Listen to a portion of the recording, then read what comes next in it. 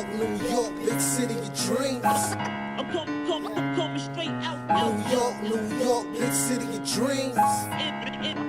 NYC.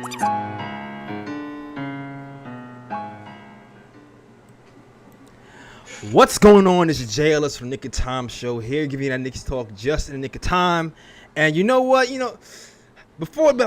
Behind the scenes, we's having our own little bit of Knicks therapy, all right? But listen, the Knicks have made it to the playoffs for the first time in 8 years. It's the first playoff game ever.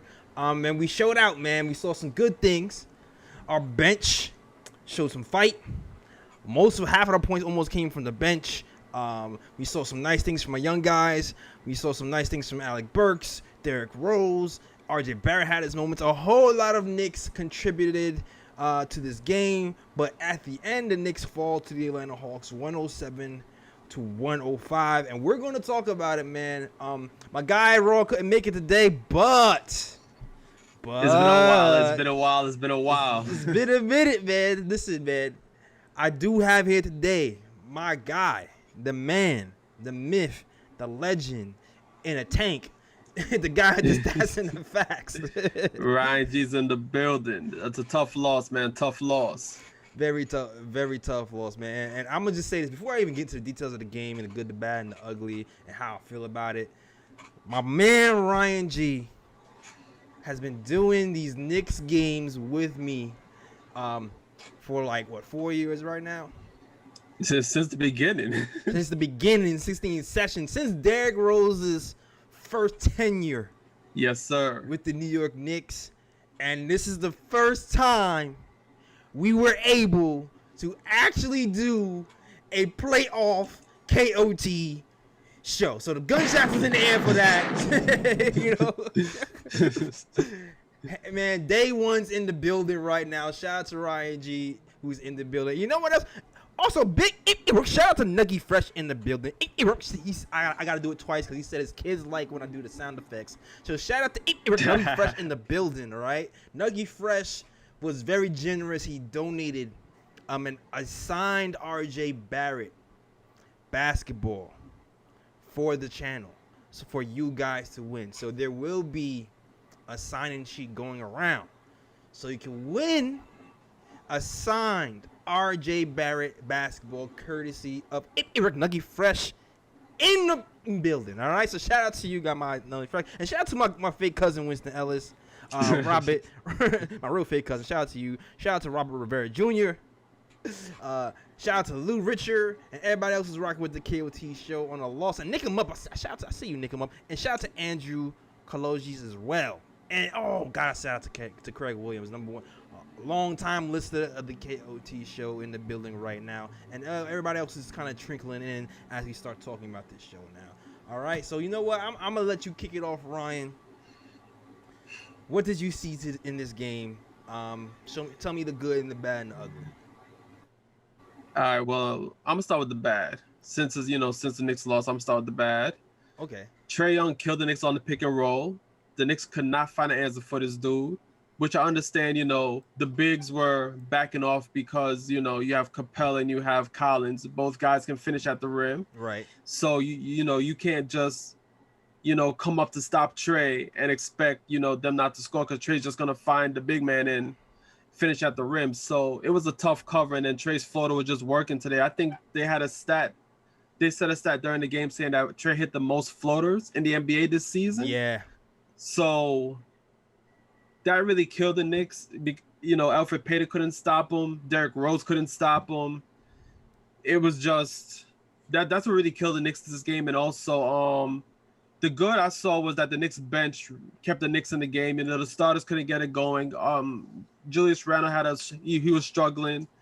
RJ Barrett was struggling too. He kind of got better in the second half, but in the first half he was struggling. Right. And Burks was really the hero of this game because once Burks got into the game, he transformed the game, and that's when the Knicks really started to, come back and things of that nature because his playmaking ability and his shot making really got the Knicks back into the game. But I feel like this game could have been won. It's just that a lot of bad breaks went the Knicks' way late, especially that one play where Barrett could have stole the ball, but he was kind of like turned around. Yeah, it was so he couldn't really get his hands on the ball, and then that it then just fell straight to Bogdanovic, and he hit the three. I think that the three tied the game or whatever the case may be. So, Yeah, I agree with you, man. Like, that was a bad Yeah. play. Listen, the Knicks scouted that play from the beginning, and we actually did a pretty decent job breaking up that Bogdanovic play. But sometimes good offense beats good defense at times, and he hit the shot, and that's all you can do at times is, play the defense you allowed to play. Now, but let's talk about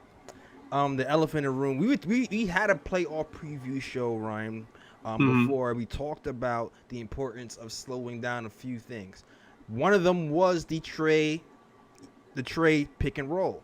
And it's funny because Dallas, he had an hypothesis. He was like, "Listen, I feel like we should just play to the numbers. We should play to the numbers." Trey is not that who hasn't been so super efficient at finishing at the rim. We've been getting killed with the lobs. So why not just play a lot more drop coverage, kind of flash a little bit, but lay off and more play the lobs on the pick and roll.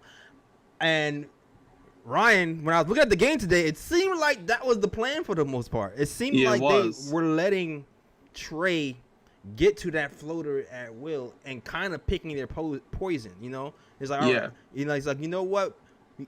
We'll try to play the numbers. We know Clint Capella's killing us on boards. We know he's killing us with these lobs. So let's try to stop that if we can't stop anything. And it's funny because some things worked with it, but some things didn't work with it. Yeah. Well, of course, Trey's floater game was on point. That didn't change. But what I do think happened was the rebounding. I feel like the rebounding by these Knicks was better than I thought it was going to be because of that. We usually get killed on the boards by Clint Capella, and I think dropping off helped kind of utilize or stunt their second chance points because Clint's been averaging 20 rebounds a game against us. Yeah. This game today, he only averaged, and let me bring up this box score real quick. If you're looking at the averages of Capella, he had 13 rebounds today, Clint Capella, 4 offensive. So we've done a better job on the boards, and that was a lot. I think a lot of it is the way we covered the pick and roll. Yeah. Plus the way that our actual guards and Randall helped cover the boards as well. We have R.J. Barrett, who gives you 11 boards. Taj Gibson gives you 9, and Randall gives you 12 as well. Yeah. You know what I mean? So I do think that was going for us. Now I will say the obvious thing that went wrong is Julius Randle. Yeah, that was a bummer. Yeah, it was Julius Randle, and this is the thing. We've seen Julius Randle have these types of games before. And he's bounced back. This is a 7. This is a best of 7. Sometimes his game opens up when he's hitting the jumper. Today wasn't one of those days. He missed, but listen, he made some plays when he's supposed to. He passed a lot out of the double teams. He kind of took what the defense gave him for the most part, but I do feel like some shots that he took just wasn't falling. What did you see from him today? I think because first of all, like the way the game started, Atlanta was guarding him one-on-one. So I feel like if there was a game for Julius Randle to go off, this was probably the game just for the simple fact that Atlanta was trying to guard him one-on-one and they were allowing him to pretty much, go, just take his defender one-on-one and then just play off of that. But right. I feel like I don't know if it's playoff jitters or he was just a bit tight. Yeah. Knowing that it's the first playoff game of his career. That could be the case because the way the Knicks came out, because the Knicks have a lot of players that this is their first experience in the playoffs. And you could tell early in the game, with the crowd hyped and, everybody's adrenaline was running a bit too much.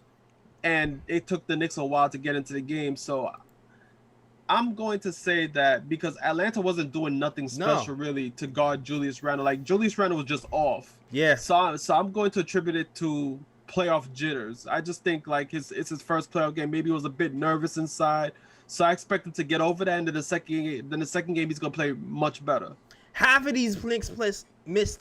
Half of these Knicks had playoff jitters in that first unit. Matter of fact, our entire first unit had playoff jitters. Reggie Bullock, he had a tip in the beginning, and then after that, that was all she wrote. Really, he only played 18 minutes on the night.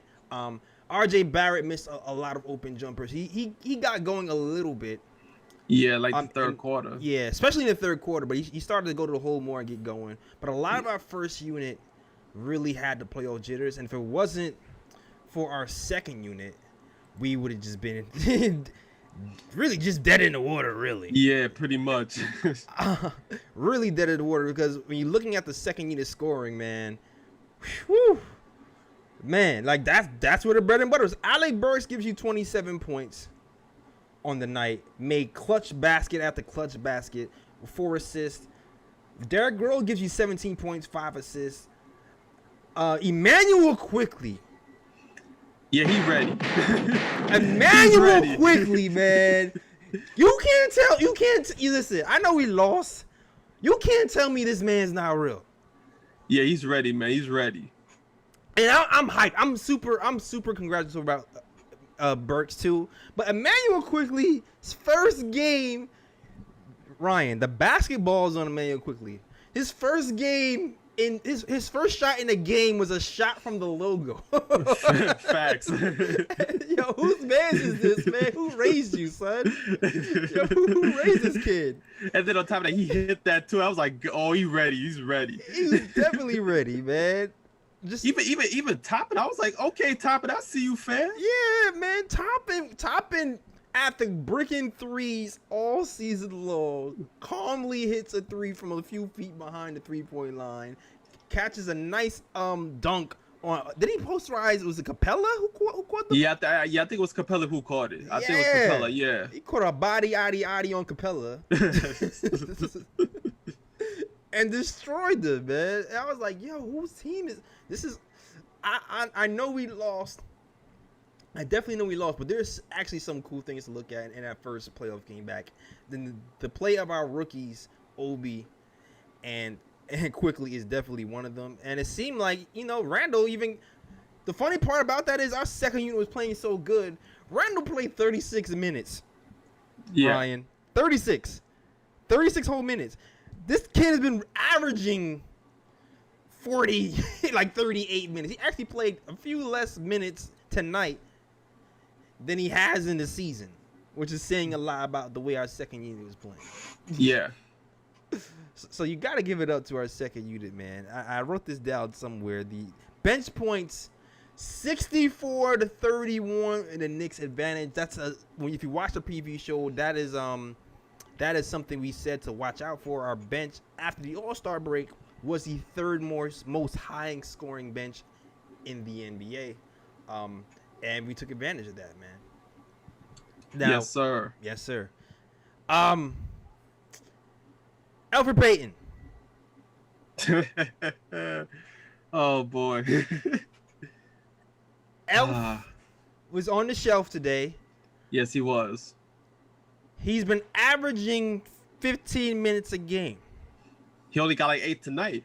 8 minutes tonight for Elf. At this point, Elfrid Payton starting is kind of just like ceremonial. Yeah. It's kind of just like a tradition. It's not even for basketball purposes anymore. It seems it's more like when you're rubbing the log at the Apollo, and it's a tradition that you just do for good luck. But does it really do anything? It really doesn't. It doesn't. It doesn't really do anything, man. I'm ready to move on from that experiment. Hopefully Tom sees it too. I mean, it's about time because look, Payton has been struggling towards the end of the season, and it's like, okay, I'm going to allow you to start in the playoffs because you've been starting for us all season, but it's like, dog, like if you're not locking up Trae Young on defense, it's like, dog, why are we even playing you at this point? Because, like, that's all you got to do. Like, you don't got to do nothing on offense. Just lock down Trae Young. That's all we ask. And he can't even do that. So it's like... And I'm not going to pretend that locking up Trae Young on defense is an easy feat. Yeah, it's not easy at all. It's not. But it's you know what it is? It's the way. He might get smoked, but it's the way he got smoked. It's the way. Yeah. Because the last play I saw him get smoked on in that first quarter before he was taken out at 7 minutes and 45 seconds before Derrick Rose came in and tried to give us some offense was him letting Trae pass him giving up. And then him kind of pushing Trae Young to the basket. Yeah. And I'm sitting there like, are we watching the NBA playoffs? Is this happening right now? Exactly. Like there were too many situations where I saw Payton guarding Trae Young, and he was behind Trae Young. Like he just like it was either like he couldn't stay in front of him, and then like every time like I don't know how to explain it. Like he was just trailing Trae Young. Like every time I saw him guard him, he was trailing him. I was like, nah, it's about time you take about the game, because it's like, yo, if you're not going to play with any type of passion, yes, on defense, it's like, come on, man, like, nah, you can't play, bruh. And you know what? I think that's my biggest problem right now, because throughout the season I had my problems with Elf, but at the end of the day, I can say Elf played with passion. Yeah, I could at least say that if he was playing bad, he would play with passion, and he just seems like he's just not even in it. His brain is gone. So, yeah. But you got to say something. I don't want to say him too long because he only played 8 minutes. But yeah, go ahead. No, all I'm trying to say is that, like, I'm not sure if Thibs is gonna stick with him, through the rest of the games in the series. But I feel like a change is gonna have to be made. Yeah. But my thing is, I'm not sure what the change might be. Like, I don't know if it's going to be inserting Burks into the starting lineup for him to play point guard, since he's pretty good with the with distributing the ball and things of that nature and scoring. So I don't know if it's like you would put Burks in the starting lineup, and then maybe you bring Frank into the rotation, or you shorten the rotation, one or the other. Like, yeah, it would have to be D Rose or Burks. I feel like it should be D Rose at this point. I know that, like, D Rose off the bench though, the second unit, yeah. So that's the only reason why I can see them not wanting to do that. Yeah, like I don't know. Me personally, like, I would think Thibs would put in Burke as the starting point guard, and then have D Rose continue to come off the bench, and then either he's going to shorten the rotation, or he's going to bring in Frank for defensive purposes, to replace Elfrid Payton if he decides to, put Elf on the shelf for good. I feel you, but here's my thing, Ryan. I know Frank for these defensive purposes. I get it. Today, and I'm not saying this is Frank's fault. This is a team loss. This is a team effort. We tried to scheme to get, to limit Trae Young's points. He torched us. He straight up torched us. Trae Young finishes on the night with, let me read the stats: 32 points, 10 assists, 7 rebounds. Right? Didn't really stop much. Especially considering throughout the season series, he's been averaging 41% from the field. I mean, he averages 43% from the field, right? Yeah. When he's been playing us, we've had that number go down to 41%. So we've been holding him to under his season's average when he plays us. Tonight, that wasn't the case. He shot 47% from the field, floaters, and free throws. Now, here's the thing. Frank has to know, and Clyde said it. Mm-hmm. He's going right, right? Yeah. He's going right. He's right-handed. He's been going right all night. Game on the line. You had Taj Gibson in the middle. He's giving you the hezzy. Mm-hmm. Cool. You get in the hezzy, block that right hand. Force him to go left. He hasn't hit a jump shot the entire night. Yeah. I seen him take. Did he even take it? I think he might have taken one jump shot. Who, Trae Young? Trae Young. I mean, he took some jumps of them, but most of his shots were in the paint. Most of the shots were in the paint. Yeah, most of the shots were in the paint. 2 at most. We force him left or middle. Force him to take a jumper. Force him to do something he hasn't been doing time after time all night long. Force him into another move, a counter move. Because that move has been too comfortable for him the whole night. And you're a defender, Frank. And, I'm Frank Hive. Know this, all right? Force a middle. What do you got to say about that? I'll say this though, because okay, like I admit Frank overcommitted. He overcommitted, and that caused Trey to cross him and go right. Right. But at the same time, though, like I was watching Taj Gibson as well. Like I feel like Taj Gibson, he was blocking the lane a bit too early for Trey to go left, and I feel like that's why Trey crossed Frank to go right. I feel like maybe if Taj Gibson kind of laid off a bit, I think that's more reason for me to force him back to Taj. Just me, because now you're in a double team. Yeah, but I'm saying that Trey sees that though. Like Trey sees what it is early, so that's why Trey forced back right. That's why I'm like, I don't know if Todd showed a bit too early or not on that. I feel, I respectfully disagree with that assessment. I respectfully disagree with that assessment. But I still think I still feel like his options are still cut off that right hand or force him to take a jumper or force him to Taj. Personally.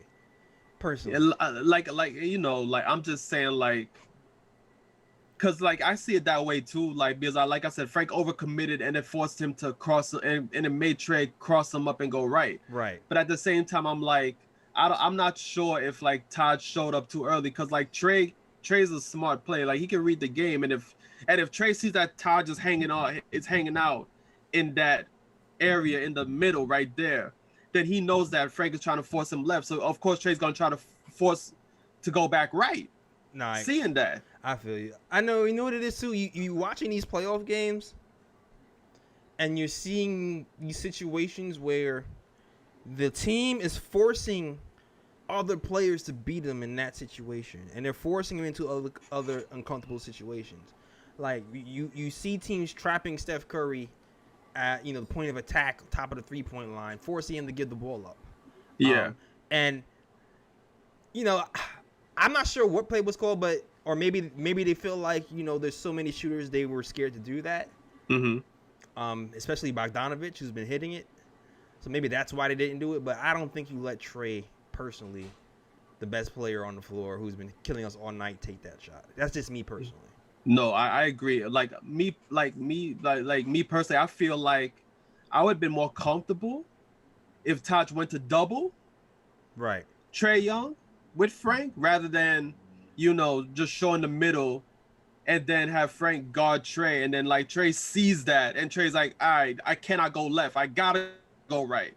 And he somehow like gets right and then finishes off the Knicks. So I would have rather Taj to go up and double if that's the case then. Yeah, I'd rather the double as well. Just get the ball out his hands. And you already know defensively we're gonna have to do a whole lot more of just getting the ball out of his hands in particular. Make somebody else. To me, at this point, man, just make somebody else the playmaker. Exactly. He's too good to have a steady diet of playmaking the entire night. And I know it's tough because you have him and you have Bogdanovich you helping off of, but we're gonna have to force somebody else to make plays at this point. And even and when we talked about you talked about this in the playoff preview. Even if Alec Burks is in the game, you're still gonna have the same problem because you cooked Alec Burks, you cooked Derrick Rose. Yeah, I know. It's like I kept saying somebody else is going to have to be Reggie Bullock. Mm-hmm. Somebody else is going to have to guard Trey at some point, or because our guards are just not doing it on the defensive end. It's just not. And we did a good job. The first half, he didn't even shoot any free throws. He ends up shooting 9 free throws by the end of the game, all in the second half. Yeah. So it's like it seems like we hit a lot of our benchmarks, man. We hit a lot of our benchmarks when it came to playing. We out-rebounded them by like almost 20, which was a point of contention before. We've done a lot, but we still just could not just seal the deal, for real. Yeah, and I think for the next game, I think the Knicks on the pick and roll coverage, I think they need to mix it up. Like I think they cannot show Trey Young just one coverage. I see. Yeah. Like they can't. The bigs can't just back up all the time like that. Like, I think they're gonna have to mix it up a bit where the big's gonna have to show. Like, the big's gonna show sometimes the big's backs off. Like, they gotta mix it up, because if you show Trae Young one look, Trae Young is gonna smoke you. Yeah. Yeah, the problem is this the problem. The problem is when we showed during the regular season, it was lob city for Capella. That's I know, but it's like you got to try something different, man. I feel you. Like, he torched us with our bigs actually taking away the role. So it's like, if he's gonna torch us like that, it's like, yo, we gotta show different looks. We gotta mix it up, man. Yeah. And salute to the chat, man. I see y'all getting into it. I see y'all talking about the fake calls. Listen, chat. You are allowed. The Discord link is open. It's pinned to the top. If you click that Discord link, you want to talk about the game, especially if you were actually at the game, you want to talk about what you saw. Go in that Discord chat, talk to us, let us know what you think about this game. Also. Shout out to Nuggy Fresh, who's in the building, because Nuggy Fresh has donated a signed, autographed RJ Barrett basketball to give away to a lucky Knicks fan and KOT watcher. So definitely sign this sheet that's going around, and we're going to have a raffle at the end of the show, all right? So definitely do that. Shout out to Wilton Mena, who sends a $9.99 super chat, says Randall just didn't show up tonight. I think everyone else was there. I don't Trey was the big problem. Or he probably means I think Trey was the big problem. Yeah, he probably says I don't think Trey was the big problem, yeah. Yeah. Now I feel you on that, man. Trey was the big problem. You know what? Let's talk about this too, because I already knew. Shout out to my guy Will from LI. Because I already knew this talk was coming. Once Julius Randle didn't drop 50 today, I already know what the conversation is going to be. Yeah. Is Julius Randle a true number one? Can we pay him all this money? Like, I already know that's what the conversation is going to be. Yeah. So let's talk about it. And shout out to RJ. You know what? I didn't even talk about. See, every time I see Iller, shout out to Iller's in the chat as well. Every time I see Iller, I think about RJ. And I go, did we talk about RJ Barrett enough? No, we didn't. But we're going to get to this Julius Randle topic just because I already know that's what's on people's mind right now. Yeah. All right, Ryan. So we've been having a debate on this channel for a second, Ryan. I know you've been out for a second. Some people are on the fence about paying Julius Randle his money. They're saying he's not a closer, he's not a leader, etc. First game of the playoffs, Julius Randle versus Trae Young. He doesn't drop 50. He doesn't win the game. He wasn't clutch. Matter of fact, the last shot of the game was a pretty bad shot. And I'm not sure if that's the intended play. I don't think the pass that. Okay, wait. Did we get another super chat? I didn't see. I see 1498. Oh, there we go. Well, that's why it came up late. All right. Yeah. But I'm not sure if the play was drawn up correctly, right? But it just seems like it was executed correctly. Maybe it was the pass, or maybe the pick wasn't set right, but something was off. But yeah, that's besides the point. How do you feel about Julius Randle's re-signing with the New York Knicks? Does this game kind of deter you from your original thought of re-signing Julius Randle, if that was your original thought at all? Well, here's my thing. Like, I'm not going to get on Julius Randle after just one game. I have to see how he performs overall for the playoffs. Right. It's his first game, and it's the first playoff game of his career. Sometimes you get the jitters that first game. It's understandable. I need to see how he progresses as the series goes on. Now, me personally, like, do I think Julius Randle is a number one on a great team? No. Like, I do feel like you need probably a great player in the backcourt to complement Julius Randle. And Julius Randle is going to have to probably play a secondary role if the Knicks are going to ever think about championship in their future. Right. But I feel like, based on what I've seen in the regular season, and like I said, the playoffs, I'm not going to kill him for one game. I need to see his overall performance. But I do feel like Julius Randle is a player that the Knicks do need to re-sign. I do feel like he can be part of the nucleus. But yes, the Knicks are going to have to get a player better than Julius Randle if they really want to think championship in the future. And I agree with you. I completely all points. I still think it's imperative that we re-sign him for the sake of continuity, for the sake of culture, for the sake of just setting a standard in this league that we can build something sustainable. And also, we've done so well at this point. I'll just keep saying it again. We will be able to attract other free agents eventually if we keep on this pace, and he will be a big reason why we can do that. And Raw's kind of mentioned before that we have his bird right. So, if we're able to attract a free agent a little sooner, we can go over to re-sign Julius Randle if need be. So, we might have to wait a little bit, but that is definitely an option for us. So, I'm not going to let a bad game deter me from re-signing him or thinking he's a bust. Like, I agree with you, Ryan. It's all about foresight. It's more about seeing in the future. You can't just decide your whole fate on one game. It was a bad game. We've seen Randall have bad games before, and we gotta see what he's gonna do next. You usually don't see him have 2 really bad games in a row. You usually don't. Exactly. Like, I'm expecting him to play way better in the second game.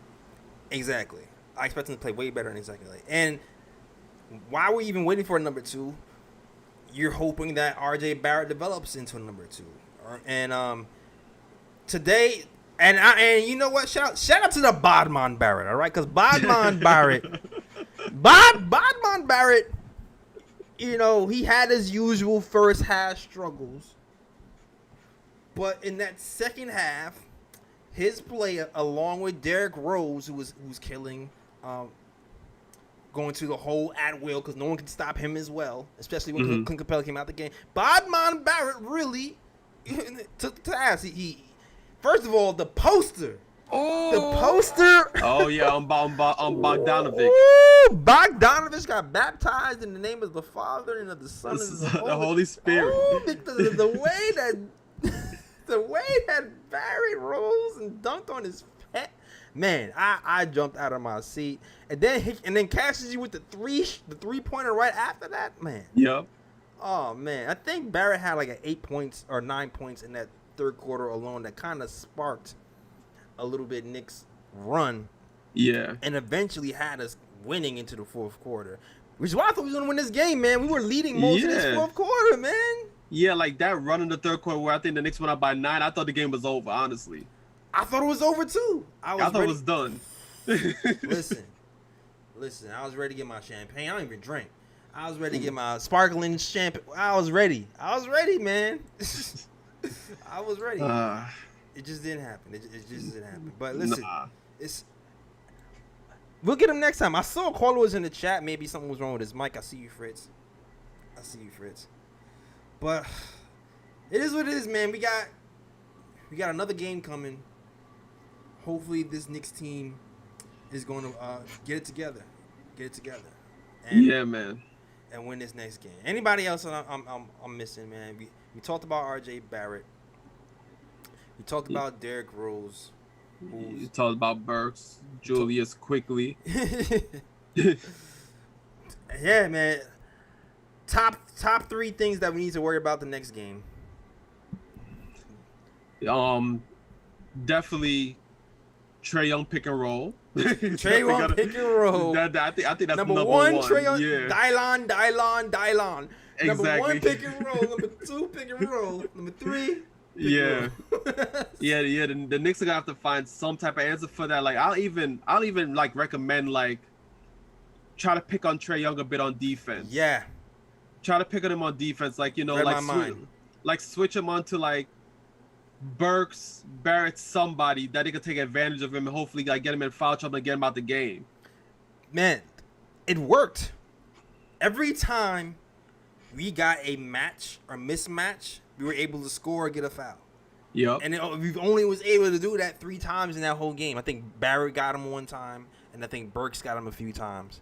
And it's always kind of led to an and one. We definitely need more of a steady diet of that. And we mentioned that on the show, right?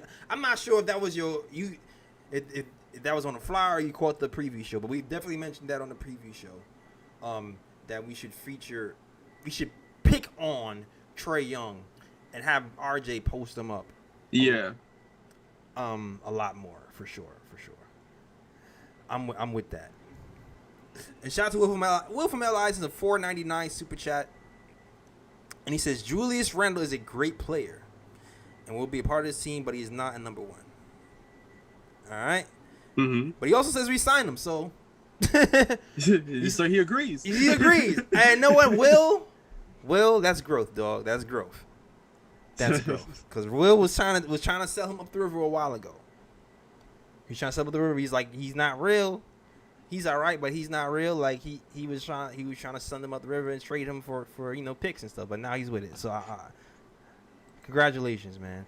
And other news. You know what? Let me see something. Is there news? Ryan, something we have to worry about. Nerlens Noel went down and didn't return. Yeah, damn. I don't know. He was limping around. It seems like, he was. It seems like it's not that serious, but he didn't come back in the game. Mm-hmm. So maybe they were trying to be cautious and hold him out for the third for Wednesday because Tibbs trusts Taj. Yeah, he does. Yeah. So hopefully that was it. And I'm peruse. Did you see anything on Knicks PR? Because I didn't see anything. I didn't. I haven't seen anything pop up in relation to his injury, so I'm assuming that it's not serious. I'm hoping that it's not serious. Yeah, I agree with you. It's not. I don't think it's serious. So I think he'll be fine, and it was just precaution, and it was just, it was just Tom being Tom and going, I trust my guys. I'm staying. Yeah. With that, so I can't imagine in my brain seeing Norvell Pell playing 20 minutes. At this point, it's like, if Noel's out, I'm like, what's the status on Mitch, please? What's the status on man? We might see Toppin, man. We might see Toppin popping. I don't know, man. Like he looked shaky. He looked shaky. He looked like Bambi, guarding Danilo Gallinari, but he didn't do bad. Yeah, he didn't do bad, especially on the offensive end. He didn't do too bad. So, I guess that's something to look at. But oh boy, if we have to play Pell 20 minutes, oh boy, it's gonna be interesting. Definitely. And you know what? The Discord chat is open, guys. If you want to talk about the game, all you gotta do is hit the link at the top, or even the link that's going around for Fritz. And also, shout out to Nick's videos. We have to play this clip real quick because Julius Randle has something to say about this game. Yeah. So I wanna play this clip real quick for you guys, and then Julius, obviously you guys you don't want to lose game one, but did you see things throughout the course of the game, or do you see things now that you feel confident you can adjust and come right back in this series? Yeah, absolutely. Okay, credit to them. They came in with a game plan, they executed. We had our chances to win the game. And obviously they came out on top. So we'll adjust. Got 2 days to adjust and prepare. We'll move on to the next one and win game 2. All right, simple. Nothing profound there. Nothing profound there. Yeah, he had to see. He had to say what he had to say. Like, it's simple grown man talk. I did bad. I gotta do better. Simple as that. Exactly. The Knicks. We'll be ready. The Knicks will be ready. And you know what? If we see if no one's in the chat, you know what? We might as well just start giving something away if nobody's in the chat, man. Might as well give something away if anybody's in the chat. And I don't know why people are talking smack on this thing. Like, what is happening right now? What's happening in the chat? Boy. What's happening? Oh, I see some random disrespect. Oh, okay. Playoff basketball. Okay. Okay, the playoff basketball emotions are getting to the people.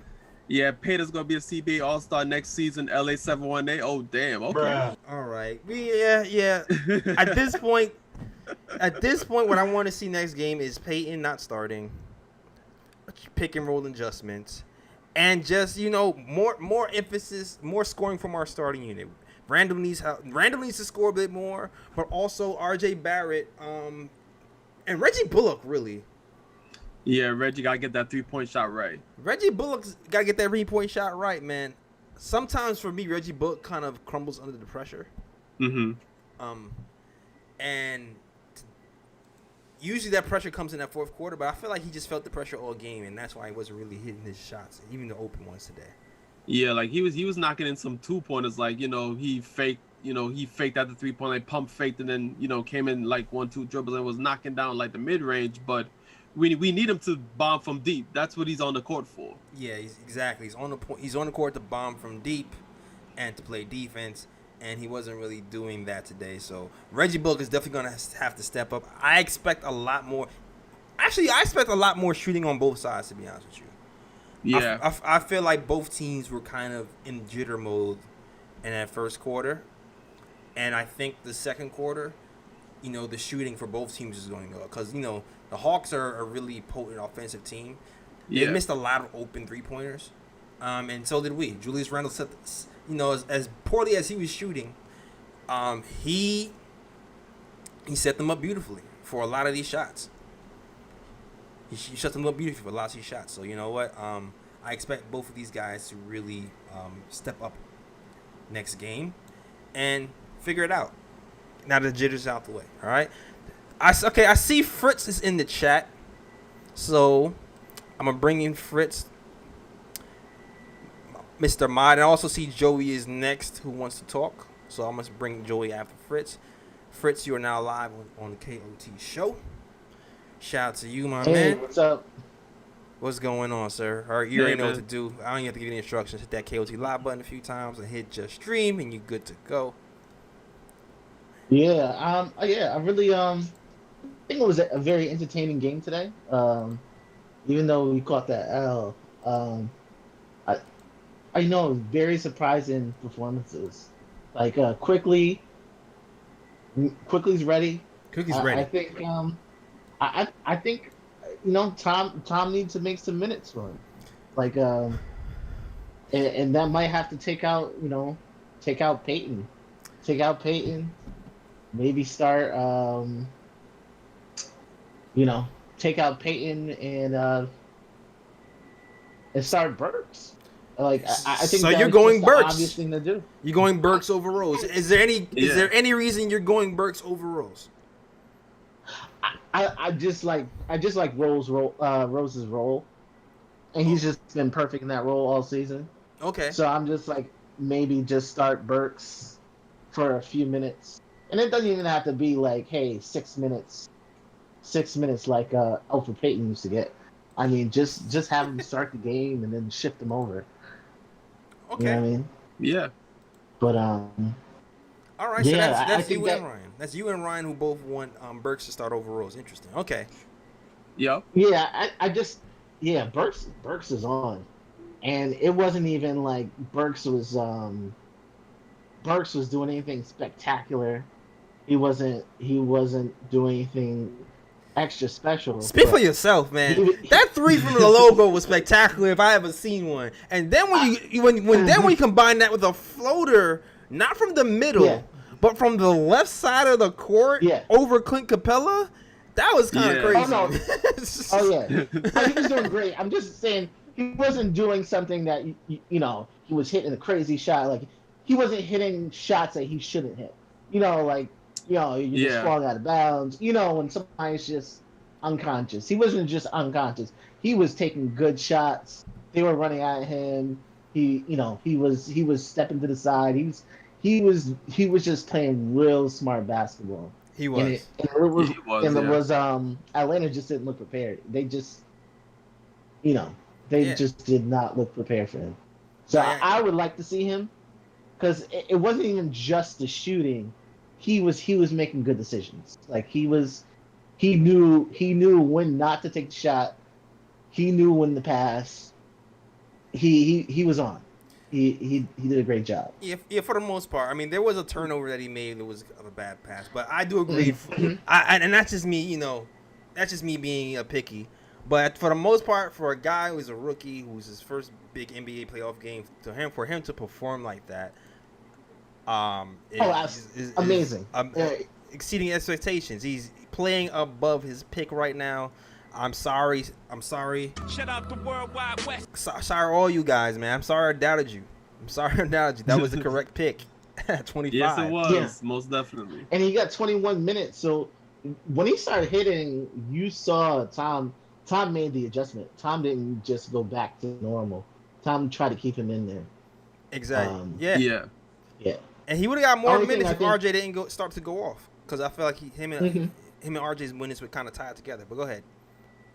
Yeah. Also, RJ's rebounding was excellent. Yeah. He was getting those like 50-50 balls.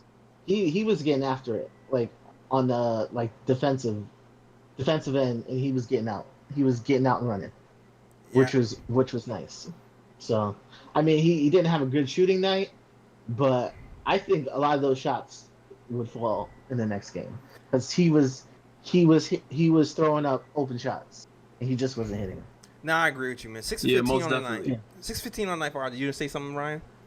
No, I was just agreeing with him. Like, most definitely, I agree. Like RJ Barrett, like, and that's what I like seeing from players. Like, when they're not getting it done on the offensive end, they try to find other ways to help the team. And that's what RJ Barrett did. Like, he wasn't on it offensively, but defensively and grabbing those rebounds, he was definitely on it this game. Yeah, absolutely. 6-15, he's gonna play better, man. It was encouraging to see him kind of snap out of it in the third quarter, like I know he would, even though it was only 1 for 6 for 3. And he's another one. Once he gets more settled, he's gonna be absolutely fine. All right. Yeah. I just wanted to say to the chat, jump on this RJ Barrett basketball giveaway. Facts. It's a great opportunity.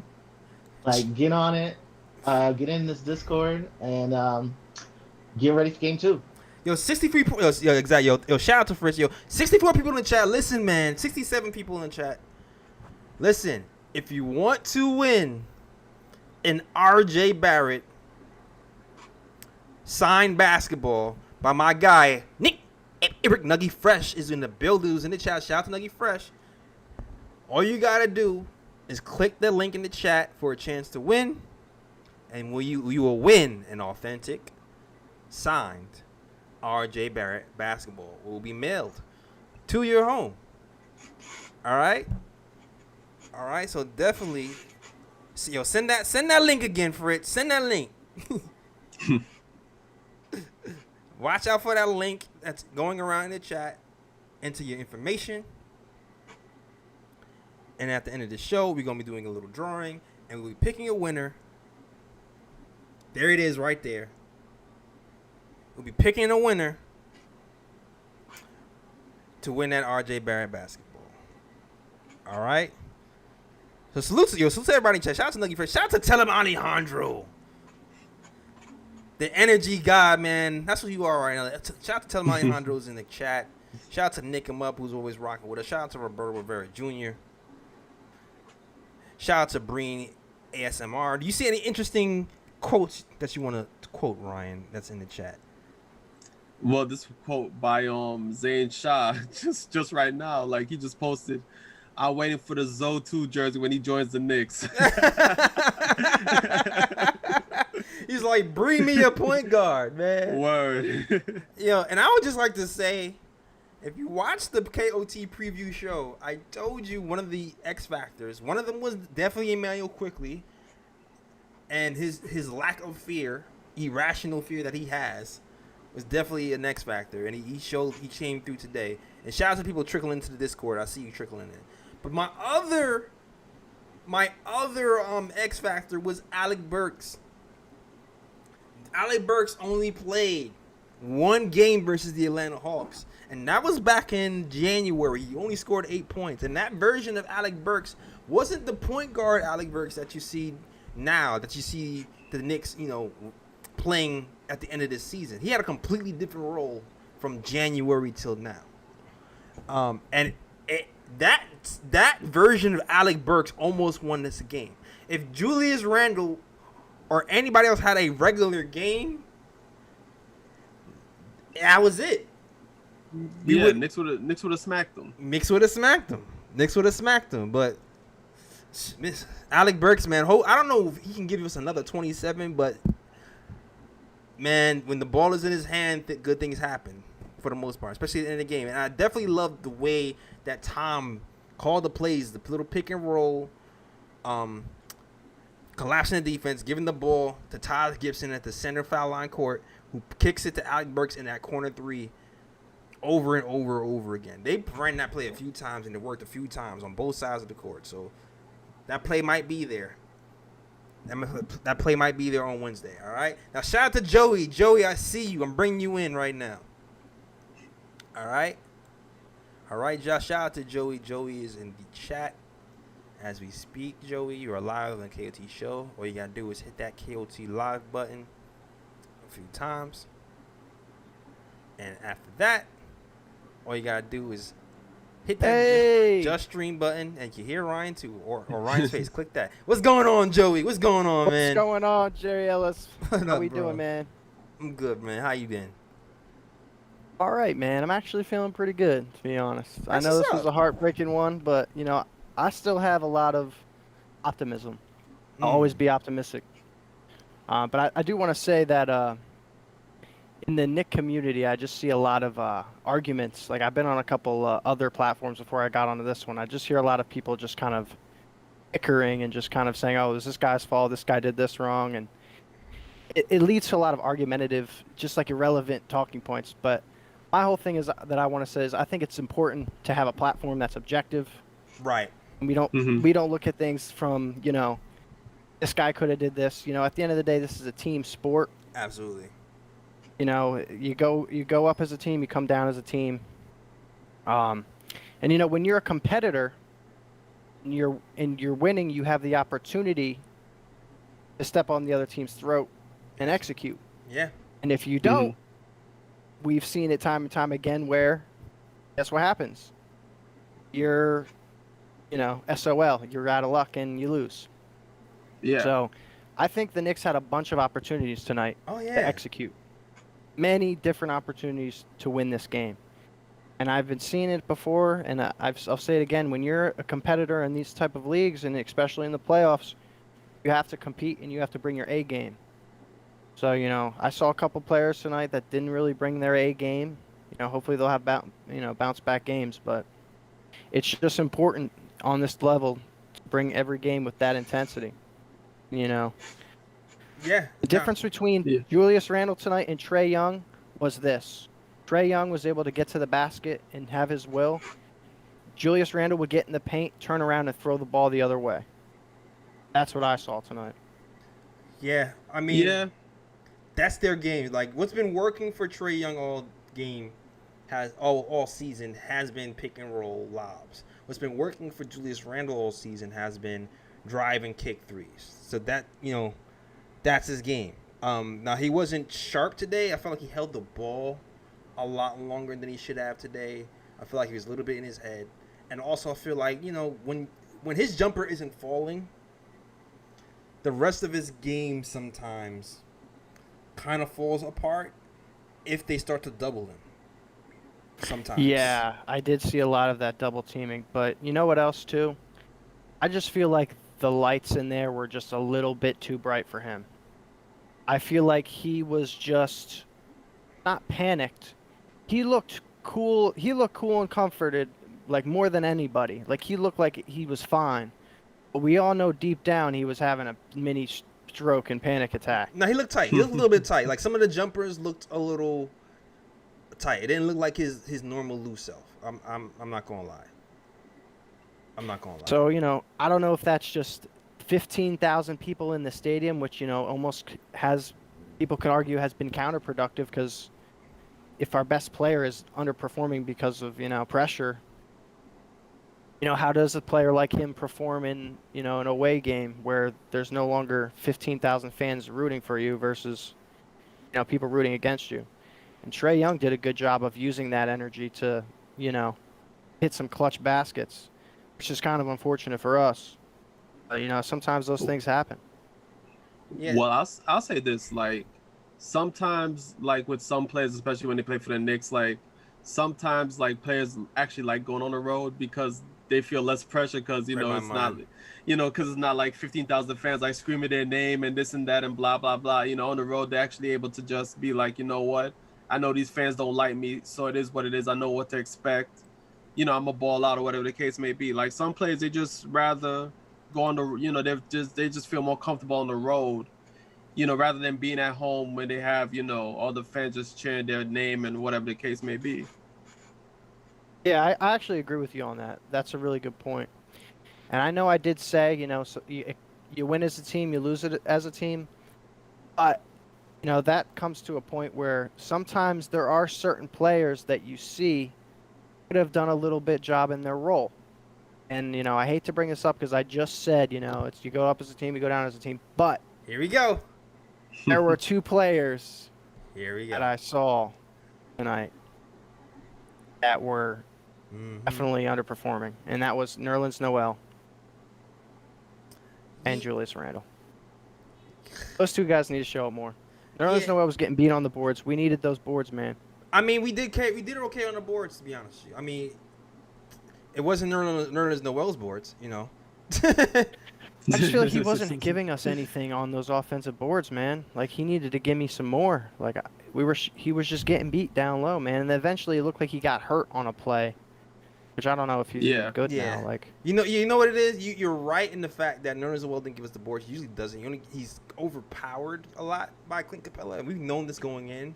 But what the coach has done is he's instructed this team to gang rebounds. So you get R.J. Barrett with 11 boards. You get Julius Randle with 12 boards.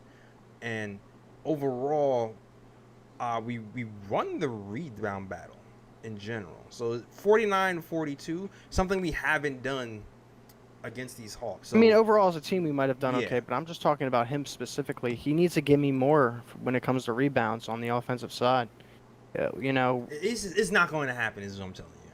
Like, it's not like you can say, hey, Jay Ellis, you should dunk more. It's not going to happen. I don't have the hops. In situations, then we should be using Taj. I don't have the hops to dunk. Nerlens Noel doesn't have the calves to box out and rebound, and doesn't have the length to overpower Clint Capella. It's just not going to happen. What Nerlens Noel has to do is rotate, block shots, and claw and fight. Everybody else is going to have to kind of just fill in the blanks where he can't fill it in. And that just gang is rebound, what it is. And that just is what it is. Until Mitchell Robinson is back, we are going to be deficient in that area when it comes to rebounding as a center. Now, Taj gives you 9 rebounds, but he doesn't have to face Clint Capella all day. He's facing the second unit center, but you got it. That just is what it is. And there was a play that I wanted to bring up that I saw. Okay, the score was Burks just hit a big time shot and made it 103-100, right? We come down to the other side, and it looked like RJ almost got a steal and fell out of bounds or something. He was wailing around and then just kind of lost his balance, and then the guy was in and was able to get the ball and then shoot a quick shot and hit a 3 and tie the game. Right. Oh, that hurt us so bad, man. Yeah. It did. If we get that possession, it's a completely different game. That one play. And I was like, no. And you know what? That was just one of those bounces, man. That was one of those bounces where you just throw up your hands because honestly, the Knicks defended that pretty well. They closed off Trae Young's drive. They didn't give him the angle to even attempt the layup, and then they anticipated the pass to the corner. RJ anticipated like a millisecond too late, which almost got him the steal. And they got a 3 because of it, but he played it pretty well. So in the grand scheme of things, it hurt us. But you throw your hands up. Bogdanovich made a tough shot. Yeah, but this was an overall close game. So I just trying to tell all the other Knicks fans, just stay calm. We're good. That game, it's playoff basketball. We lost by 2 points. Some people missed some free throws. I think we're okay, man. I really see us winning this series. I just think today was just, first game in. We had a little bit of rust on us. Julius Randle didn't really show up. Lights might have been too bright or whatever, but I feel like he's going to bounce back and help us out in this game too. I think we're going to be good. I just need to see some more offensive boards from Nerlens Noel. That's not gonna happen. You'll mind. I know, I know mind, it's not, but it's if you want to win in the playoffs, sometimes some people need to step up and fill some bigger roles. Listen, man. No, I feel you. I feel you. I feel you, but it's not gonna happen, man. Yes, like Muggsy Bogues. Can you give me like 20 rebounds? It's not gonna happen, Muggsy. Like that's not Muggsy. Not even 20. Some people just jump up and they'll tap the ball. They don't even know how to rebound it. Just like get in there, man. Clint Capella's arms are longer than like a lot of Noel's extremities, man. Like he's not going to out rebound Clint Capella. It's just not going to happen. I know you can wish for it, but it's just not gonna happen, man. we're gonna need it for game 2, man, because from what I saw tonight, like something's got to give, whether it's free throws or hitting open shots, rebounds, keeping, not throwing the ball away. There's a couple times Julius Randle threw the ball away tonight too. I saw that. It's like, all right. There's just 3 main things you got to do: take care of the basketball, play defense, hit your open shooters and score. Hit your open shots. I feel you. Mm-hmm. Yo, shout out to Joey, man. Gives us insight, man. I appreciate the call in, dog. Yeah, man. Thanks for having me. Of course, man. As always. Yeah, just salute to the chat. Yo, there's a form going around. We're giving away an RJ Barrett basketball. If you didn't know, it's signed. Wait, what's your name? It doesn't say your name here. What's your name? Oh, Ryan. Ryan. Yeah. What's up, Ryan? Oh, Ryan, I know you were gonna try and say something. Man, I wanted to hear your take.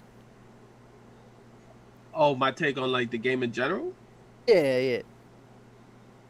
Well, I just feel like like the Knicks played good this game. There were some players that could have played better, like you said. Julius Randle could have played better. I think Elfrid Payton was pretty much a dud. Like at this point, I'm not even sure why he's even getting minutes at this point. Burks definitely showed up. I would like to see for game 2. I probably would like to see Burks start in place of Payton, and then either shorten the rotation or get Frank in to take some minutes, to play Trae Young defensively. And I'm with you. Like I feel like the Knicks played good despite the loss, and I do feel like ultimately the Knicks are going to win this series, but it's going to be a tough fought series. Like this series is definitely going to go 6 or 7 games. Yeah. What do you guys think about that play with Frank though, playing that like minuscule amount of time at the end of the game there? Yeah, we talked about that earlier. We definitely, we definitely talked about that earlier. I led with Frank. Everybody knows he's going right. You got to know he's going right. We had a whole debate about he feels like Ryan feels like Taj helped a little bit too soon. I feel like Frank should have known that Taj he was got going beat right. Too. Yeah, Frank should have known he was going right. So even though he gave you the hezzy, cut off the right hand, you force him to take a jumper instead of going up doing. He's been shooting floaters all night in that whole quarter. So if you want to get him uncomfortable, get him to do something that he hasn't been doing all day. What he hasn't been doing all day? He hasn't been hitting jump shots the entire game. Everything has been floater or lob. So for the last play of the game, force him into another move. Yeah. And my whole point was that like I felt like Todd showed too early, and that pretty much made up Trae Young's mind as to which direction he was going to go. Like I feel like if Taj is going to show like that, I'd just rather them double team Trae Young with Frank and just get the ball out of his hand and make someone else beat them. Who should be guarding him? Who do you think? D Rose, Frank, or Payton? They all look bad. They all look bad today. They all look bad today. Oh, Payton got beat like 4 times in a row. Yeah, I said Bullock. Yeah. I said Bullock, but Frank. I would say Frank as well. Yeah, but salute to you, Joe, because people actually coming into the chat. I want to. Oh, my bad. All right, but shout out to you, man. Always welcome back. Salute. All right. Next. Yeah. All right, man. All right, thank you. It seems like everybody's trickling in right now. And as you know, for the peoples, man, we're giving away RJ Barrett basketball. So you can click the link going around to get that basketball. Also, if you want to talk to us, there's a Discord link at the top. All you got to do is click that link. And Fritz will instruct you. Why is... Fritz, did you mean to put 85 Doc in the exit or no? Okay, I guess so. You know what? I'm going to grab this guy right now. All right. Shout out to Mo AU. You are now live. All you got to do is hit the KOT live button. a couple of times, and then also click Ryan's face, and you'll be able to hear him as well. All right. Hit that KOT live button, and hit Ryan's face, bro. and then turn your mic on. There you go. Good to go, sir. All right. There you go. Hey guys, not sure you can hear me. I can definitely hear you. Can you hear me? Yeah, we can hear you. We can hear you. I'm on. Thanks, guys. Calling from Sydney, Australia. First of all, thanks for holding this up. You guys do some great material, and the fans out there for Knicks. Also, a bit of a confession here. I'm actually a tragic Bulls fan who's been following D Rose through his career, up and down, whatever. Okay. But I'm really loving All his right. reinvention in the Knicks, and I think he carries the spirit of the Knicks. You know what I mean? Absolutely. So, I love the '90s grind that the Knicks have brought back. So a couple of things I just want to point out, is look, this game, nothing to panic about, right? That's the first thing I want to say. Secondly, Alfred Payton, he's just a person. I think dumping on him is the right thing to do. That's just, I think he's got his flaws. I'm not an NBA player. It takes so much skill to get to the NBA. So Absolutely. let's just pay some respect to anyone who's even on the bench. Now, in saying that, we do need to see some adjustments. And I know there's been a lot of talk about defending Trey. Right. Trey can be contained. It's like, I'm not putting up in terms of like LeBron or Curry. You can only contain them. They will do what they will have to do, in my view. Right. Yeah. It's the other side, and this is where I think, the organization and Thibs needs to run D Rose, let him get downhill. The brother can ball out, right? Right. Mm-hmm. Not letting him downhill. Like in my humble view, you've got Randall. D Rose has never had a chance to play with someone like Randall. I don't know. Some of you people might be young. I'm like in my 40s, right? So he used to play with Boozer. If anyone remembers Carlos. Yeah, Carlos. Yeah. Yeah. Yeah. So I remember the Boozer. thing is, Randall is at a different level, and to pair a backcourt person like D Rose and with a bully like Randall, that should be driving the offense. Now, every time you bring in someone like Payton, he's not a guy who can create for others. He's not a guy who's gonna take spot-up shots, in my view, anyway. So how do you change that up? The only thing I can see is you gotta run downhill, give Trey what he gives back in his face constantly. D Rose is faster, stronger, more intelligent. He may not have the three ball that Trey does, but get Trey on his heels. That's the thing that in this entire game I did not see the Knicks do, is push back in his face. The whole game turned because Trey just, I don't know, in my view, he just got hot. And, we got to do that. The defense, Knicks' defensive identity is not going to change. They will defend well, right? But it's in the offensive side that I'm worried. And you got to let IQ and Burks come off the bench and lead that unit. Like, I think the second last game, Burks was leading the bench unit or something, like in the last quarter of last game. He's been missed the fourth quarter. Yeah. But I'm gonna push back on you. That's my piece. I feel I'm gonna push back a little bit, man. I'm gonna push back a little. Sure. I don't totally agree. I do.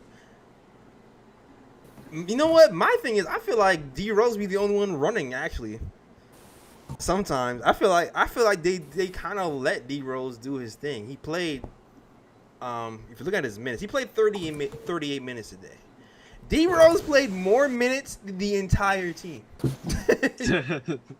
This man is in his what year? He played 38 minutes, led the team in minutes a day. They pushed back with D Rose. He's just Trey Rung just pushed back too. D Rose had a good game, 8 for 16, 5 turnovers though would probably hit us pretty bad. Yeah, this is. Hey, where are you right now? Are you like? Hold on a second. No, I'm listening. Okay, there's a little bit of feedback. Okay. There's a little bit of feedback. That's all I'm saying. Okay. The chat was freaking out a little bit. Go ahead. Go ahead. I'll just say this though. Like, I do agree with attacking Trey Young. I guess where I'm coming from. I hear you. I hear what you're saying. But let's be honest. Do you think the offense of the Knicks has been built to prioritize D Rose? No, but it's a second option. No, but it shouldn't be. As a second option. Yes and no. I think it depends.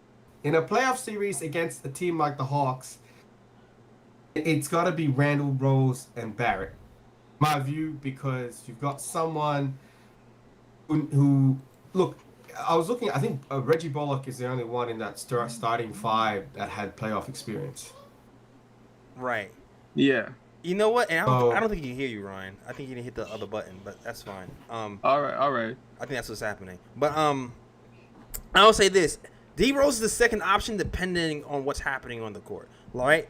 When Alec Burks wasn't playing and RJ Barrett was kind of struggling, it was Randall A, D Rose B. But kind of what happens is depending on the flow of the game is who gets that second option, and Tom kind of rolls with that. So Derrick Rose, like I said, 38 minutes a game. He was running the offense. 5 turnovers, though, but he was running the offense for the most part. So I think he kind of was the second option, in my opinion.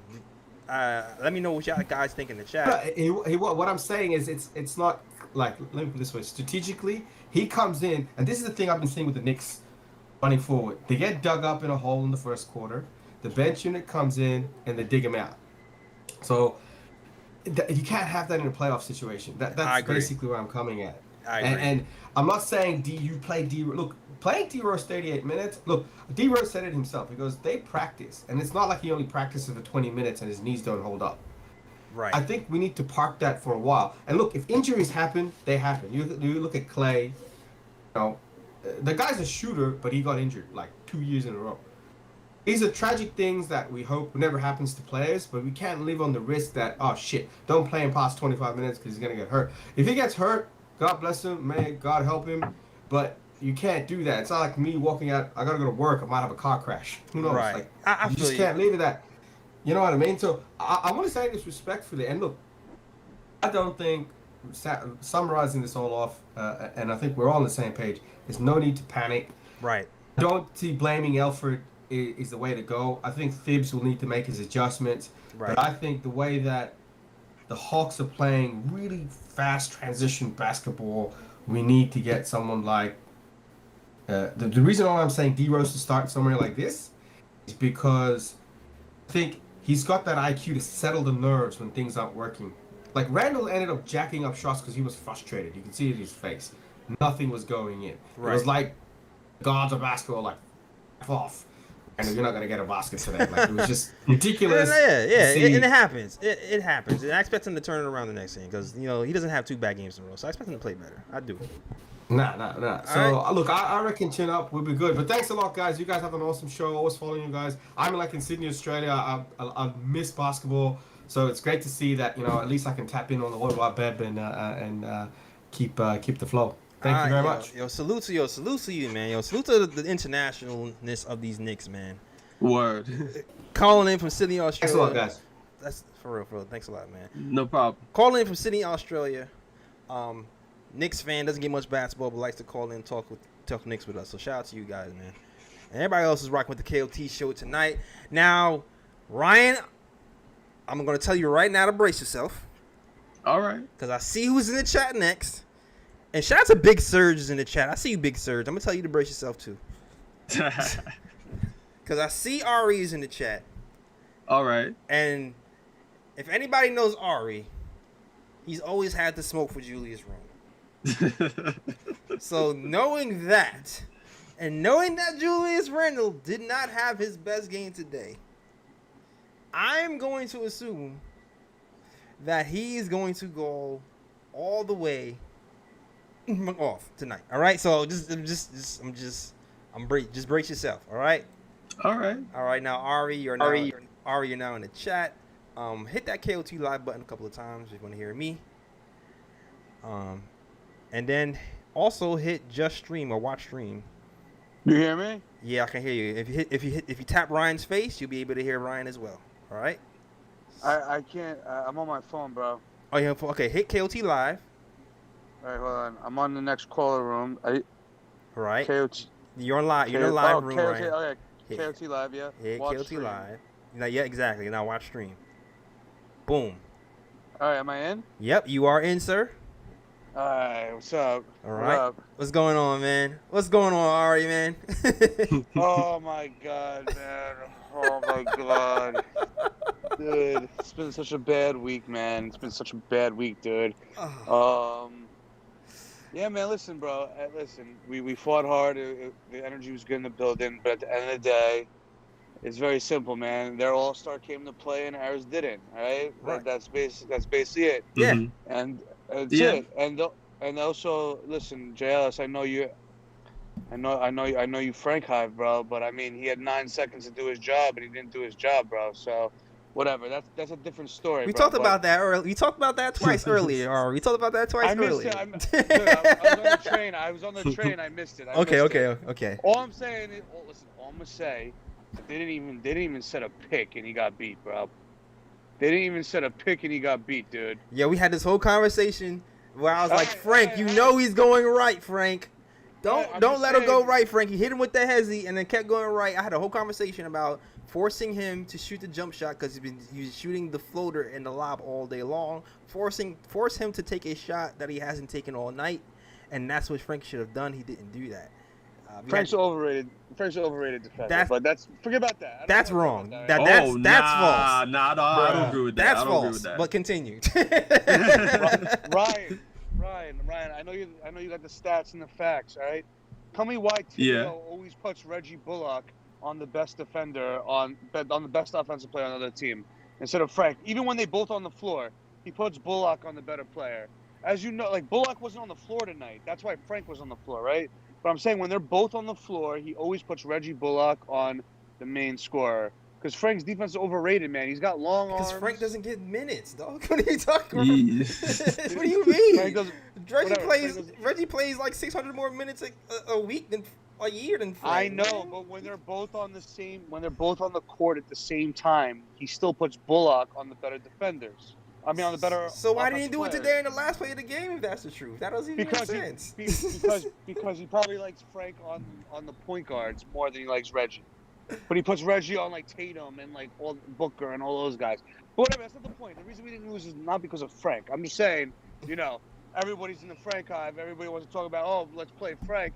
He had 9 seconds to prove his worth, and he got beat without a pick. But that's not the point. Yeah, he also didn't play all game though. All right, but I'm just saying, like we can't keep on making excuses for this guy, man. It's like you had a chance to prove your worth on the play, and you didn't do it. But again, he played one play. It's not the point of the game. I'm just saying, a lot of people that are Frank High fans, like he gets torched by Trae Young all the time, dude. He got torched by Trae Young like 3 weeks ago. He got torched by Trae Young before he got injured and hurt his ankle. The reason why we lost is the reason why we lost is because we couldn't stop the pick and roll, and because Julius Randle missed 17 shots tonight. He went 6 for 23. When your best player shooting 28%, like not even 30%, like you're talking about, he missed 17 shots today, dude. He missed free throws, turning the ball over. He was he was bad, right? And the fact that the Knicks were still in the game is a testament to Alec Burks, who was playing out of his mind. But this is the thing about the Knicks, man. The thing about the Knicks is that, listen, we play good defense. We're a gritty team, right? But at the end of the day, we go through scoring droughts where we can't score. And then down the stretch, our offensive execution is garbage, most likely because we. Okay, that's not true. Listen, that's not true. JL, we play. Listen, dog. He scored 36 points in the fourth quarter, man. It's not like we had like a huge scoring drought in the fourth quarter. We almost scored 40 points. In the fourth quarter. I'm just saying that last play of the game with 0.9 seconds, that was the worst play call ever. Okay? Down the stretch, they have no offensive sets. They don't know what they're doing, bro. Down the stretch, they throw the ball and play ISO Julius, okay? And sometimes they'll put Derrick Rose in the pick and roll. But Thibodeau has no imagination. He calls no plays. Every single time the Knicks are in a close game with 2 minutes left in the game, and there's you're within 1 or 2 points, and you're going possession for possession, the Knicks are garbage down the stretch, man. Alec Burks has to pull some Kobe stuff to pull us out of the game, dude. All right? This ISO Julius, that last play of the game was pathetic. All right. Hey, yeah, I'm not disagreeing with you. Yeah, man. it was a bad play. I'm not disagreeing. Listen, why did Emmanuel quickly go off in the first half, and then in the second half, I didn't check the stats, but he may have shot the ball maybe twice in the entire second That's half. because Alec Burks was going off in the fourth quarter, man. It's only one basketball. Alec Burks was going off in the first quarter. RJ Barrett was going off in the third quarter. So RJ Barrett, listen, bro. Our best shooter is Emmanuel quickly, dude. They need to be running. Thibodeau's a great coach. He's coach of the year. He's great defense, man. But the fact that they don't utilize this dude, bro, when you're having scoring, like in a playoff game, if you hit like 2 threes in a row, you could win a game that way, dude. This guy was pulling up from 25 in the first half. He was hot. Thibodeau should have had him coming around screens, doing a lot of off-ball action, at least putting pressure on the defense. Like they should be using him like Steph Curry. Ari, yo, as a decoy at least. Ari, you talking to one of the first? Listen, Ari, I have a video in preseason talking about why IQ should start. So I am on the IQ train for sure, right? Yeah, but I feel you. This game though, Ari, when you had RJ going off for I think it was like 9 or 10 points in the third quarter. You have Alec Burks, who scored 18 points in the fourth. Like you it's not a hard reason why. It's not easy to see. It's easier to see why he didn't get the touches in the fourth quarter when Alec Burks is cooking. Alec Burks is cooking. No, let him cook, dude. But what I'm trying to say is like they have to like Emmanuel quickly should not get 2 shots and a half, bro. Like I don't care what anyone says, all right? This guy is the best shooter on the team. When RJ goes off for 9 points, it's him getting offensive rebounds. It's him in transition. It's him, bullying Trae Young. When IQ goes off, it's him pulling up from 27, just drilling it, bro. Right, but it's a different heat. I don't know, man. Like the shots that even RJ missed in the third quarter, right? RJ goes on a run. He gets a dunk and then hits a corner 3. RJ's been hot from 3 all season long. They're doubling or Julius Randle. RJ is getting wide open 3s in the corner. Shots that he's made all year long. I think it was a stat where he said he's shot the most 3s in that corner.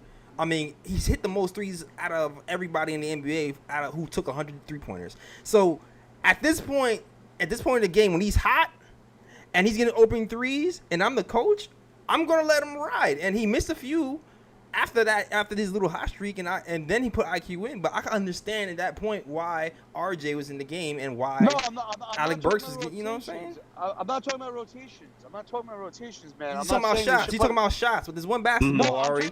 I'm talking about offensive plays. I'm talking about offensive sets. Instead of throwing the ball to Julius Randle on the elbow, I agree with you. And having him missing jump shot after jump shot. I agree with you. Put Emmanuel quickly around screens and pin downs, so at least the defense has to react to him and open the floor for everybody else. This guy is a dead-eye shooter, man. I agree with you there. Yeah, I agree with that. I agree with you. 7 feet, all right? Whether he's going to get the ball or not is different. It doesn't matter. I agree with you there. He's a weapon, man. He puts pressure on defense. They should, listen, obviously he's not even close to Steph Curry, dude. But what I'm saying is when the Knicks are having problems scoring, you should put him in the game for spacing. And literally, yes. He should be the first option. He should be running around the entire court, end line to end line, baseline to baseline, the entire time, like Steph Curry. And they should try to get this guy open for a 3. And what will end up happening is either they're going to stop him from getting a 3 and it'll open the floor for everybody else, or the floor will be open or they'll pack the paint and it'll get open shots. This guy is nice, bro. I agree with you. And he's a gamer. I agree with you there. I agree with you. Definitely. Right? Yeah, he definitely shut out this first playoff game. I agree with you. And then he has no offensive ingenuity. He has no creativity and imagination on the offensive floor. All right, he's a great coach. He's coach of the year. He's a great defensive coach, man. And he's got a great culture, man. But at the end of the day, when you're 0.9 second left in the playoffs, is to throw the ball to Julius. Just throw it to him. And you know what we talked about this earlier, Ari. I'm just saying this. Garbage, bro. We talked about this earlier. Yeah. We talked about this earlier, Ari. I'm not okay. First and foremost, all right. Alec Burks is a killer, right? We all agree Alec Burks is a killer. Yes, but yes, sometimes in end of game situations, he throws weird passes. He throws weird passes in the game situations. So even with that last play, I'm not entirely sure the play that happened is the play that was supposed to be drawn up. You know, because to me, if you're throwing the ball to the center court for a fadeaway with 0.7 seconds, like that, to me that doesn't even make sense. I'm not even sure if that was a Tom Thibodeau throwing a play or a holy crap, I have to get the ball in play. You know what I'm saying? Dude, the entire season down the stretch, dude, when there's like, you know, Knicks down by 1 or Knicks tied, last play of the game, it's been the same ISO Randall garbage, bro. All right, what if I was Thibodeau, what I would do is in that situation, I would try to get Emmanuel quickly an open shot. I would run a play. I agree with you there. Emmanuel quickly. I agree with you there. If he's not open, then you go to the second option, which maybe is Randall. But that's not going to happen. You know that, right? Yeah, but I'm just saying, this, like, the Knicks have a very predictable offense, man. Like, it's very simple. It's like, if we could stop Randall and guard the 3-point line, we're going to win the series, right? So, like he needs to be more creative. Like, he could run his offense and let it go down, but he needs to have something in his bag, like, where like, he could switch it up, switch the tempo or something. Like, quickly, if he got to shoot the ball 20 times tonight, the way he was shooting tonight, he should have shot the ball 20 times tonight. The guy was pulling up from 20. He was hitting everything. He was hitting floaters off his right foot with Clint Capella in his face. He's pulling up from 26 feet, bro. All right? I get it. I get it. I got it. They need to utilize the weapons they have. I feel you, Randall is not that guy, bro. And they also have to guard the pick and roll and, you know, whatever. But that's just my take, man. He needs more offensive creativity down the stretch. He needs to be more creative with his offense, man. And also the refs did us no favors, but it's not the fault we lost tonight, obviously. But I'm just saying, Randall played like garbage. He's the number 1 reason why we lost. And then number 2 reason why we lost is because we had no offensive imagination. And the number 3 reason why we lost is because we had no pick and roll defense on Trae Young, and Frank was fucking trash. So all right, good. Language. All right. Good night, Ari. Thanks for calling in. All right. Oh boy. Man. Oh my gosh. Salute to Ari, man. Passionate, man. This is a good time to actually do the raffle, man. This is a good time to actually do the raffle. Oh man. Last call. Sign up for the raffle right now, man. This is the last call to sign up for the raffle. And you know what, Fritz? We're going to, let's see. Fritz, how's the raffle looking? Hold on. And here's what I'll say.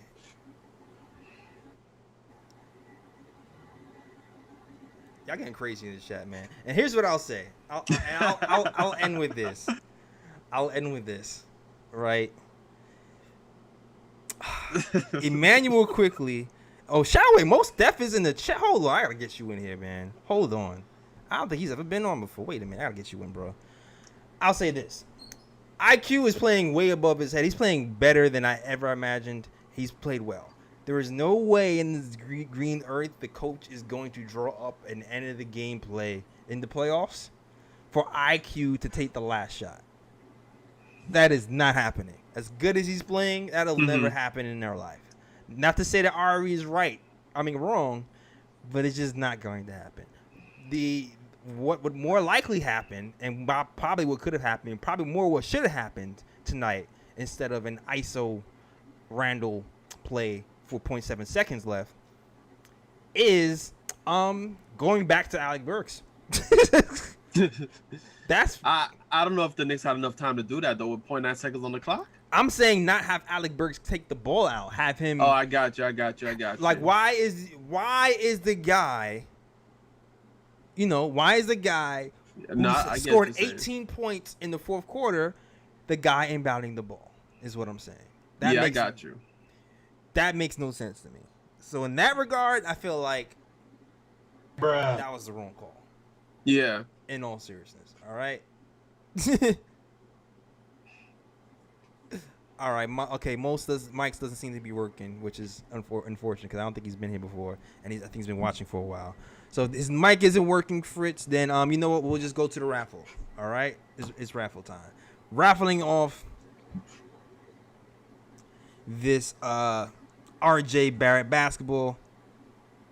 So Fritz, you know what, Fritz? Send me the link.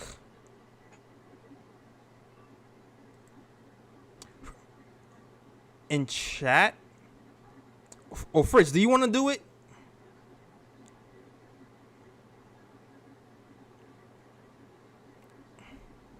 Fritz, I want you to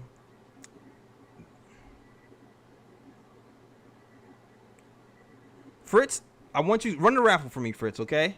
This is the mod that does it all. This is the mod that does it all.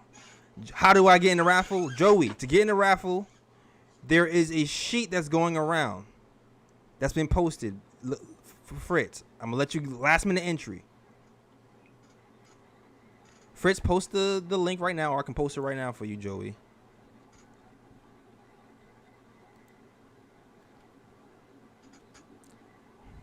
Fill in, click that link right there.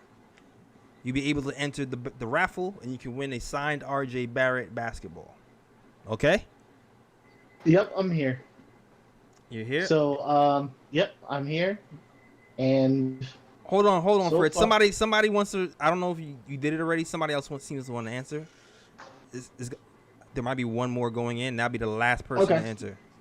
Okay, I will wait. Okay, Joey. I'm waiting for you, Joey, and after that, the bar is closed. No more. All right, and then we will announce the winner of the RJ Barrett signed basketball for you guys. All right, and Fritz, you can let me know when that happens. But salute to the chat. Shout out to the chat, man. Shout out to Ari for the spirited debate. He's always very spirited in his opinions, and that's why we love Ari over here. All right, shout out to Ari. Shout out to my guy Will from LI. Shout out to Joey as well. You got it? I just got one from Andre. Is that the last person? Andre. Joey's telling me, saying, hold on. Yo, Joey. Come on, Joey. Okay, let me put that link real quick. Yo, Iller said no need for me to enter because he already got a lot of RJ merch. Because this guy is from Canada. He probably got merch. He got RJ signed hats, jerseys all over the willy-nilly. I don't even need it. He don't even need it. But shout out to the chat, man. Shout out to everybody who's entering the raffle. Shout out to Tosima. Shout out to Eller. Shout out to Joey. Shout out to Nick 'em Up. Shout out to Wolf from LI. Shout out to Ari. Shout out to JB Jones. Oh, okay. Well, maybe not shout out to JB Jones because it seems like you're getting fresh in the chat. I'll take my shout out back. All right? Shout out to Gene. Shout out to Craig Williams. He's always supporting. Shout out to Tell him Alejandro, my guy with the energy. Stanley, man. Yes, sir. Everybody else is rocking with the KOT show, okay? Yep, Joey is in. Joey is officially in. All right. All right. Joey. So we have a there's a good chance. We have everybody has a good chance. We have actually 50 entries if we don't count our tests. So okay, 50 entries in the chat. Let's go. This is random. We're gonna throw these names in a randomizer. Yeah. Actually, we're gonna go by the line number. Okay. And the winner is Wilton Mena. Wilton Mena. All right. Oh, congratulations. Wilton Mena. I feel like he was in here early. Wilton Mena. I don't even know if you're still here, Wilton. But Wilton Mena, you are now the proud owner of a signed RJ Barrett basketball. Congratulations. I see stop the count. Somebody will say. Wilton, if you in the chat say something, he was here early. I think he was here like 10. So he might be out. But shout out to Wilton, man. You won a brand new RJ Barrett signed basketball. Yes, sir.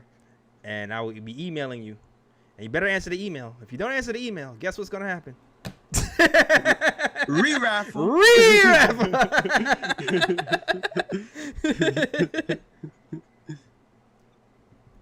And Mena, you will also get a KOT snapback, all right? Yes, sir. Yes, sir. Yes, sir. Yes, sir. And Nuggy, and shout out to Nuggy Fresh in the building. Nuggy Fresh, I'm gonna send you some KOT stuff as well, all right? Shout out to Nuggy Fresh, man, for just supporting the channels, donating the RJ Barrett ball, and just being supportive in general, all right? Nuggy Fresh is always super supportive. So shout out to you. It's a shout out to Wilson.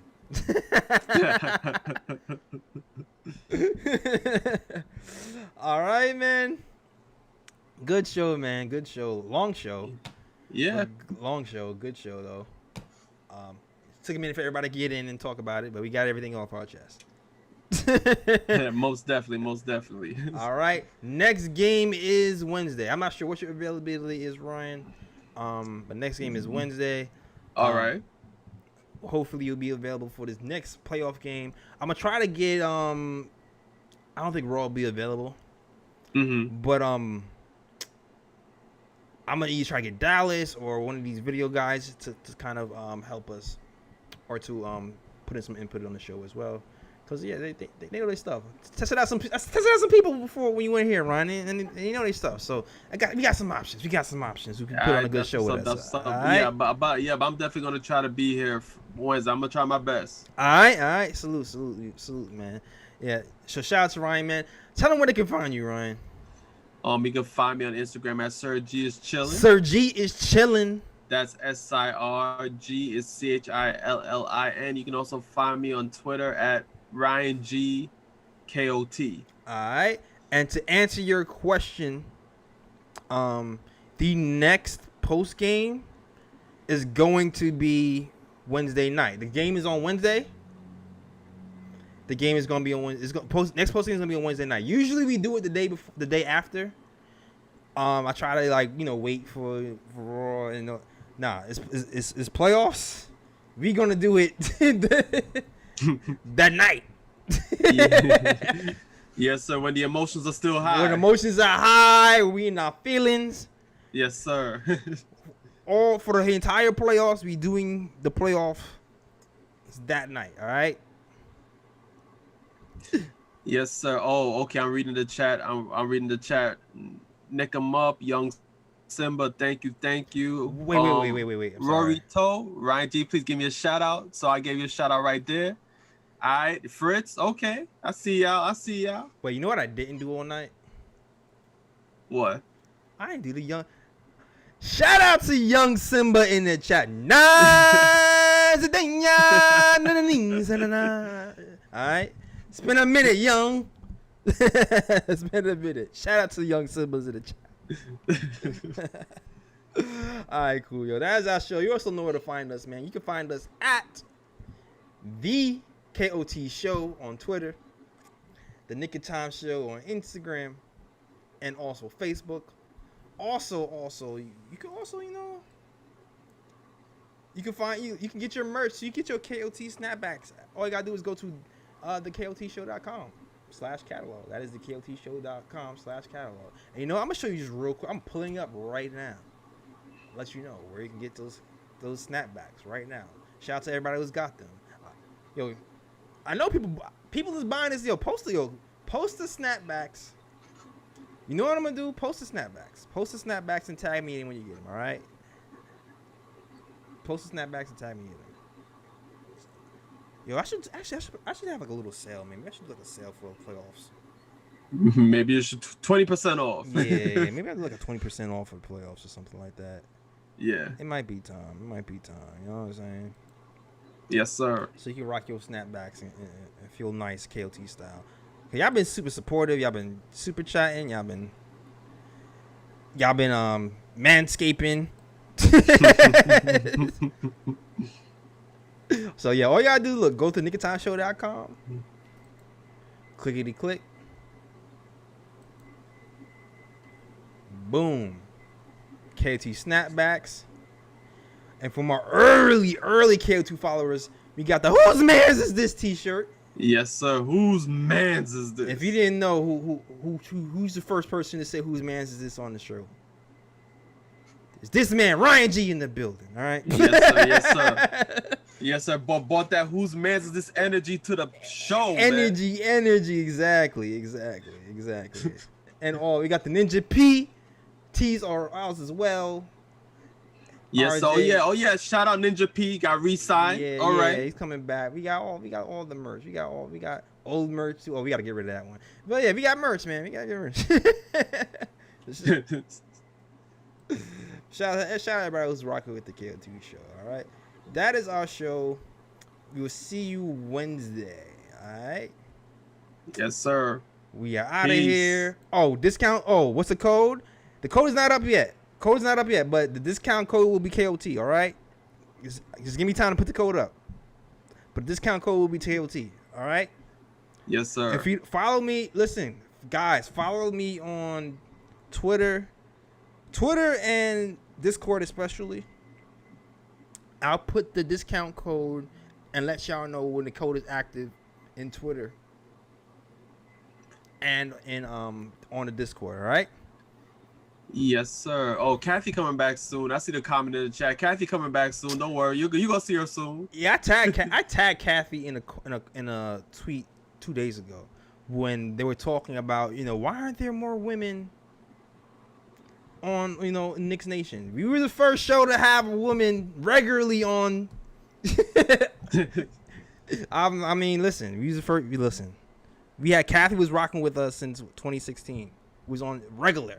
Last year, she kind of, things happen. Life happens. You try to get yourself together. You got to do your thing. But, she said she'll be back. So she said she'll be back. She'll be back. I'm just waiting for her to be back. All right? Yep. All right. That is our show. We are out of here. Oh, they said Jaws ball. We got to catch this game. All right. We out of here. All right. Peace.